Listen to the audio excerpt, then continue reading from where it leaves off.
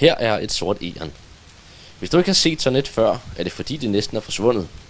Det er faktisk det oprindelige danske egern. Men så kom ham her, det røde egern, som blandt andre fynboerne tilbage i 1930'erne importerede som jagtdyr. Siden da har de røde og sorte egern på Fyn blandet sig, så der i dag kun lever ægte sorte egern på Sydfyn. For at forhindre, at de sorte helt uddør, har blandt andre Danmarks Naturfredningsforening sat sig for at redde dem.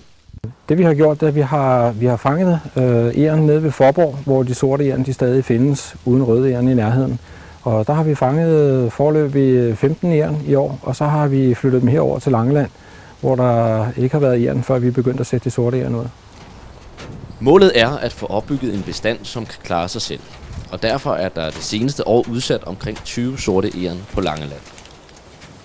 De sorte egern har ellers en helt særlig historie. For modsat deres røde fætre, som er importeret til landet, er de sorte egern selv indvandrere. Efter istiden, da isen forsvandt, så begyndte træerne at vandre nordpå, ned fra Sydeuropa og op igennem over Alperne. Og så fulgte egerne simpelthen med.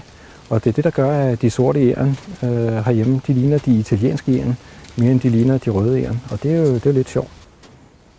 Det er svært helt at vide, hvordan det er gået med de sorte egern, når de først som her er sluppet fri. Men noget tyder på, at de har det godt. I hvert fald har et egernpar fået unger det første år, og det tyder på trivsel.